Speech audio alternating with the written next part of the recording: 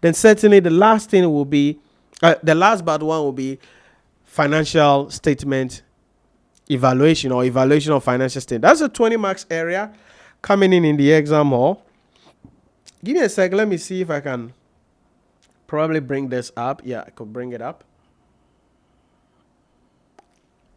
So when it comes to ratios analysis, there are 6 types of questions the examiner can bring. One of them will be in the exam hall all the time. Now, this is corporate reporting 6 times, 6 type of questions. For financial reporting students, we just have 4 types of questions you need to understand. The first one is where the examiner presents you with a simple financial statement. Okay, simple set of financial statements, and you're just calculating ratios and analyze. Simple. No problem. No giddy giddy. Nothing serious, nothing intimidating. Very sweet, simple, straight to the point. You are just calculating ratios and analyzing the ratios. That's all. The second type of question is where the examiner will just ask you to write the analysis in the exam hall. So here you are not calculating any ratios. The examiner has already done the calculation. What you're doing is analyzing the ratios. Number 3 is the vertical or the common size analysis. So this is where either you will be required to prepare a common size statement, or the examiner will present you with a common size statement and you are going to analyze the common size statement. The common size statement is simply where the original financial statement is represented in percentages.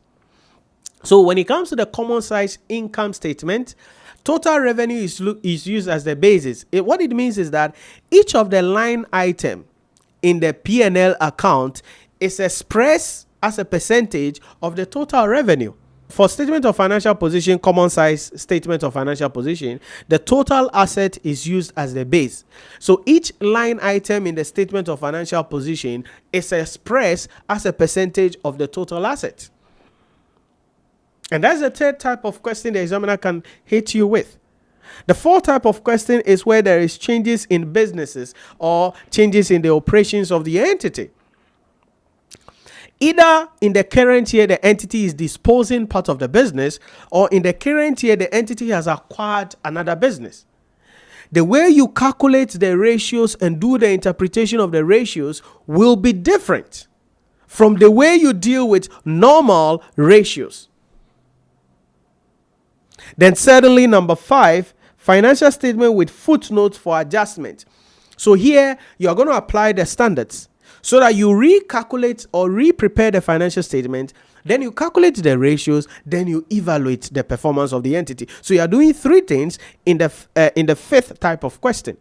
Then consolidated cash flow analysis. This is exclusive to the corporate reporting students. This is exclusive to the corporate reporting student. Financial reporting, the examiner will not ask you for, consolidated cash flow statement analysis. But this is for corporate reporting students. So when it comes to that evaluation of financial statement aspect, that 20 marks area that the examiner is going to be bringing, there are some theories there, limitations of ratio analysis, and then importance or objectives of ratio analysis. In addition to these 2 theories, you must know about each of these types of ratio questions, the principles underlining how you approach such questions and how you do the analysis.